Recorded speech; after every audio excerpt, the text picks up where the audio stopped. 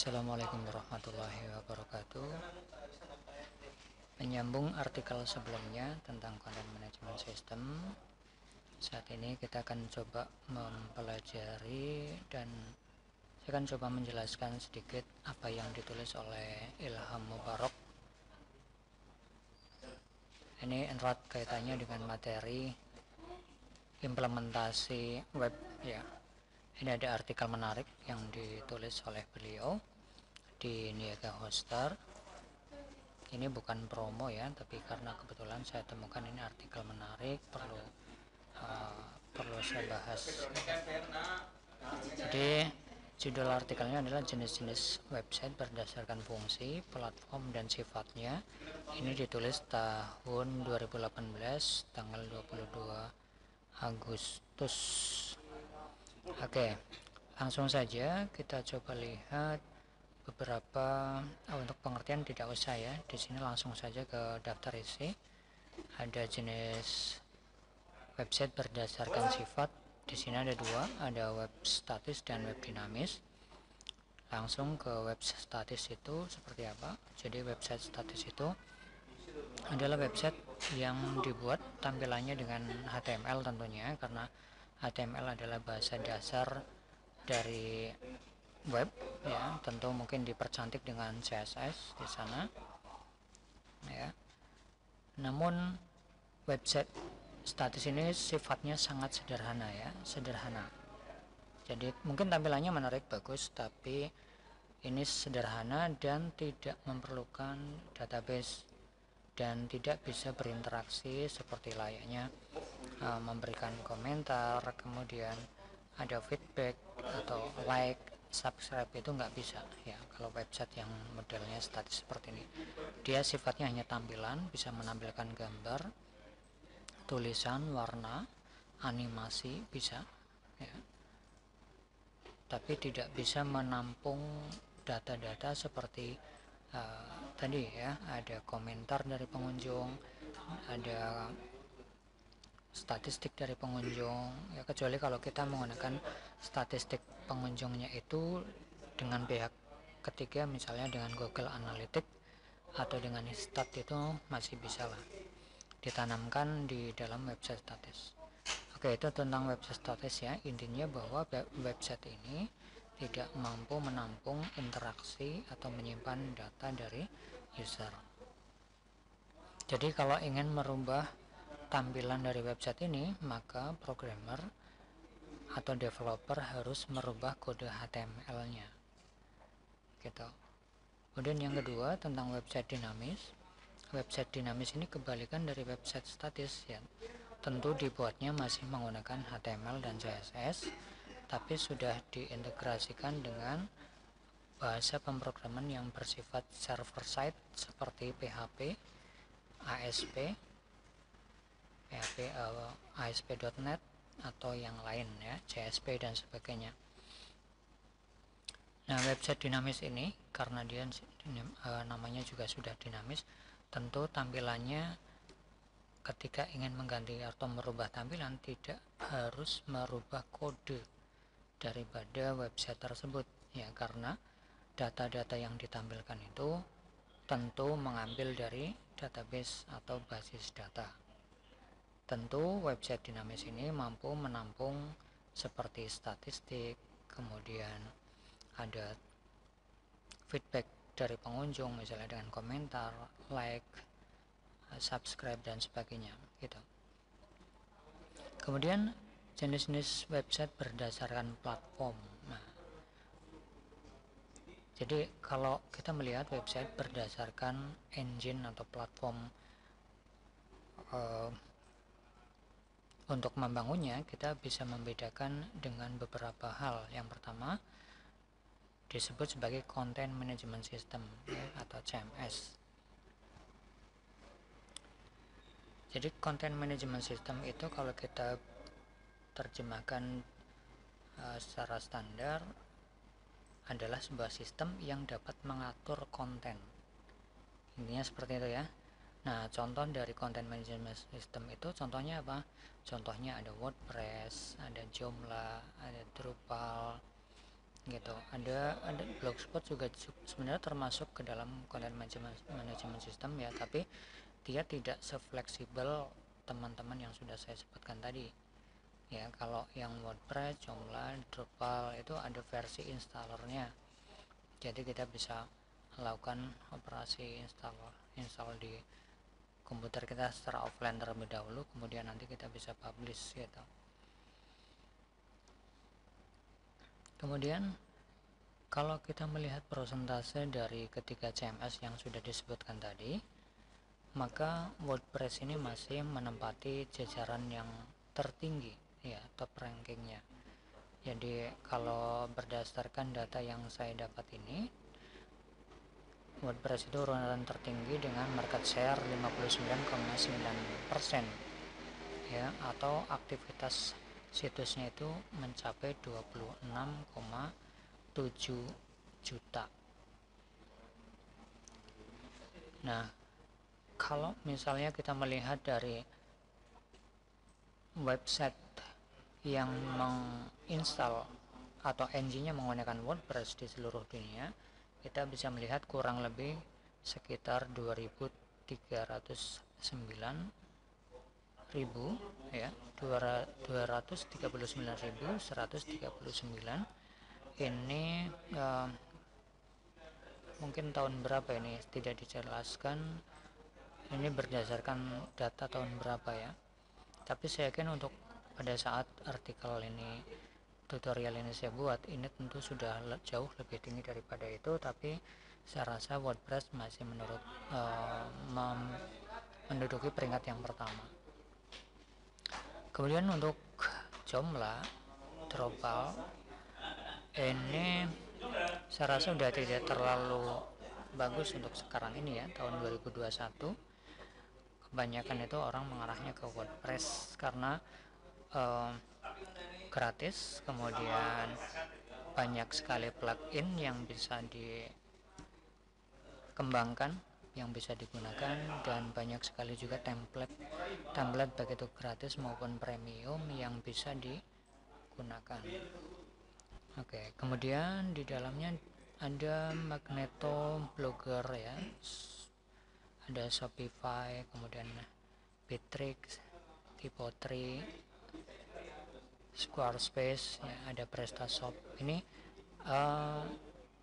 contoh-contoh dari content management system atau CMS tadi ya, tapi mungkin ini baru pernah Anda dengar, atau saya aja yang sudah lama berkecimpung di bidang website ini nama-nama lama sebenarnya ya, bukan engine baru, tapi tidak apa-apa karena saya dasarnya berdasarkan dari apa yang dijelaskan oleh beliau, saudara Ilham ya, maka saya mengambil datanya ini saja. Oke, kesimpulannya artinya bahwa penggunaan CMS adalah sebagian besar ya, pengguna CMS adalah WordPress gitu ya, kesimpulannya seperti itu. Nanti kesimpulan lebih lanjutnya Anda bisa baca artikel lengkapnya di niagaster.co/blog/jenis website ya, nanti akan muncul di sana. Oke, kemudian yang kedua tadi ada CMS ya. CMS sebagai kalau kita melihat website berdasarkan engine atau platformnya ya. Kemudian kita melihat yang nomor 2 ada website builder. Nah, rekan-rekan yang berbahagia, bahwa Anda harus tahu juga bahwa website itu sekarang banyak sekali macamnya. Salah satunya juga ada istilah website builder. Jadi suatu platform untuk membangun website di mana di dalamnya itu mudah sekali untuk membangunnya ya. Ini tersedia untuk website yang berhosting gratis maupun yang berbayar. Tentu kalau yang berbayar, buildernya ini akan semakin kompleks dan semakin menarik. Yang jelas ketika kita membangun website di sini, kalau kita menggunakan website builder, kita tidak perlu belajar coding sebenarnya, tinggal drag and drop, tinggal tarik-tarik, pasang, publish, jadi gitu. Kemudian yang ketiga, website yang dibangun dengan platform HTML dan CSS. Ya, HTML dan CSS sudah saya singgung di website statis tadi. Ya. Kemudian kalau misalnya dia diintegrasikan dengan bahasa pemrograman yang sifatnya server side, tentu dia akan menjadi sebuah website dengan performa yang lebih bagus daripada yang sebelumnya, dan ini sifatnya kompleks dan bisa di customize ya, customize dengan sangat leluasa. Sedangkan kalau kita menggunakan yang website builder, biasanya itu sudah template bawaannya, dan kalau kita mau rubah maka perlu membutuhkan trik atau cara yang lebih dalam lagi gitu ya, tidak fleksibel ketika kita membangun website menggunakan HTML dan CSS atau bahasa pemrograman lain yang betul-betul kita kuasai bahasanya begitu. Kemudian website berdasarkan fungsi. Yang pertama dibedakan ada beberapa ya. Yang pertama ada blog atau website pribadi. Jadi ini fungsinya untuk menampilkan profil daripada orang-orang tertentu, misalnya tokoh masyarakat, tokoh agama, parpol dan sebagainya. Ini bisa dijadikan sebagai website pribadi ya. Contoh misalnya saya dulu ketika awal-awal berkecimpung di bidang website ini, saya pernah membangun situs namanya yusufherianto.net gitu ya. Nah di situ isinya profil, kemudian history, ketika saya jalan-jalan, ketika saya menemukan sesuatu yang menarik, saya bagikan ke pengunjung website gitu. Tapi karena kesibukan saya, akhirnya situs tersebut terbengkalai hingga akhirnya sekarang sudah tidak aktif lagi. Oke, yang kedua ada e-commerce atau toko online. Jadi dengan menggunakan engine yang tadi sudah kita perhatikan, ada WordPress, ada yang lain-lain ya, ada PrestaShop dan sebagainya, itu kita bisa arahkan untuk membangun e-commerce atau toko online ya. Toko online itu tidak seperti Tokopedia atau Bukalapak ya, kalau mereka itu marketplace. Jadi toko online itu contoh misalnya saya punya toko sepeda misalnya, nah saya mau jualan apapun berkaitan dengan apa yang saya jual di situ, maka saya bikin toko online di situ untuk mempermudah transaksi. Itu bisa saja seperti itu ya. Kita bisa menggunakan WordPress atau engine yang lain, dan nanti perlu di setting supaya nanti bisa cek ongkos kirimnya, kemudian beratnya dan sebagainya, nanti bisa gitu. Kemudian yang ketiga ada website perusahaan. Website perusahaan ini biasanya juga untuk profil dari perusahaan, dan bisa juga untuk memajang apapun yang dijual oleh perusahaan tersebut, kemudian relasi atau partnernya dengan perusahaan mana ya, kemudian visi misi perusahaan dan sebagainya gitu ya. Bisa juga untuk transaksi langsung di dalamnya juga bisa ya. Itu tentang website perusahaan. Kemudian bisa juga diimplementasikan untuk blog ya, atau konten marketing ya. Blog yang tadi sudah saya katakan tadi, contoh misalnya situsnya namanya yusufherianto.net, itu contoh dari blog ya, tapi mohon maaf sekarang sudah tidak aktif. Jadi dulu waktu YouTube belum setenar sekarang, orang ketika berbagi itu lebih banyak ke blog ya. Jadi blog itu kelihatannya udah lebih profesional daripada kita menggunakan Facebook atau ada Friendster dulu ya, ada Twitter gitu.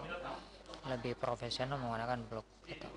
Tapi setelah ada YouTube, maka blog tersebut sekarang berubah menjadi vlog, dan orang lebih suka melihat vlog daripada blog sekarang, karena di situ sudah ada video vlognya gitu.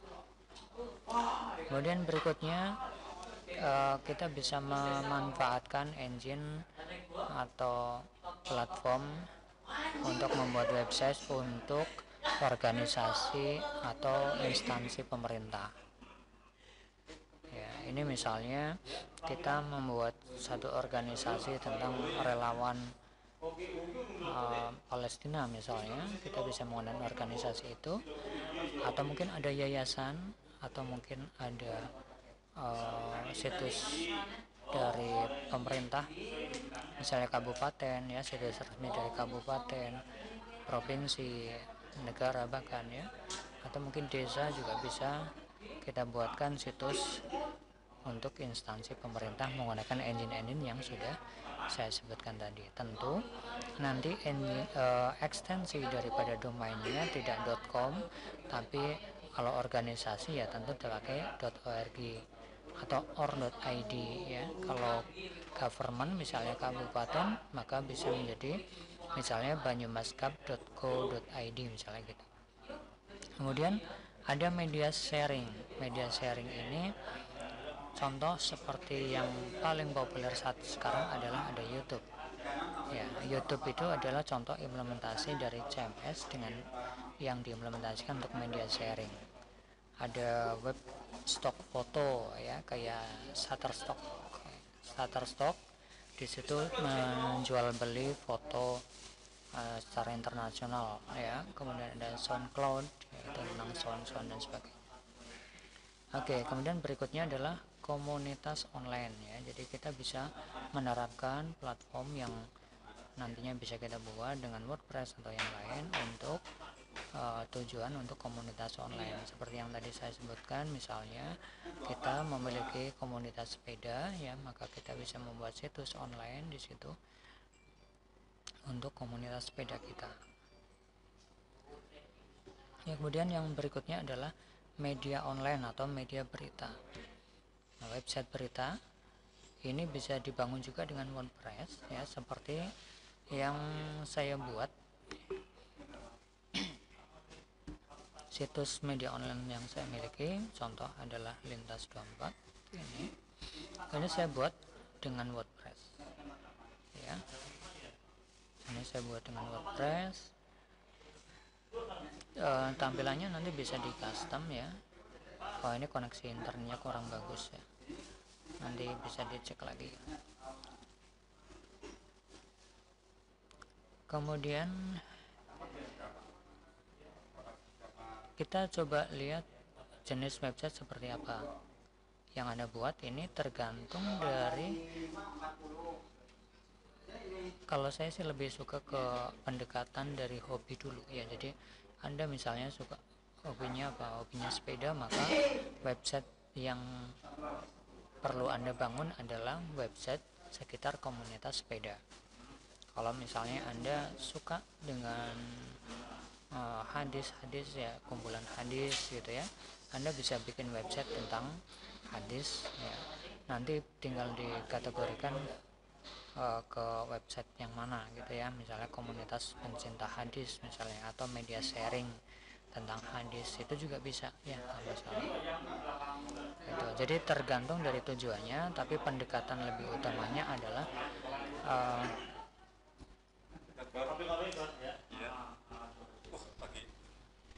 pendekatan utamanya adalah dari hobi kita, sukanya apa. Kenapa dari hobi? Karena kalau kita hobi tentu kita akan menguasai apa yang akan kita sharingkan ya di dalam website kita. Itu mungkin implementasinya tentang apa, website arahnya mau kemana ya, tergantung dari hobi.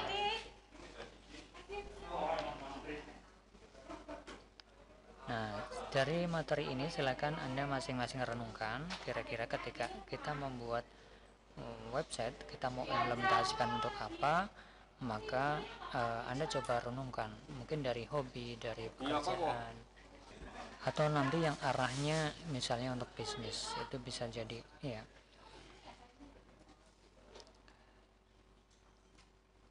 Oke, itu dulu tentang implementasi dari website.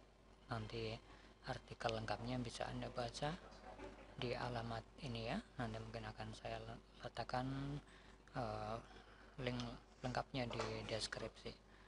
Terima kasih, semoga sedikit tercerahkan implementasi website untuk apa dan apa yang akan Anda bangun ke depannya. Terima kasih, semoga bermanfaat. Saya akhiri. Assalamualaikum warahmatullahi wabarakatuh.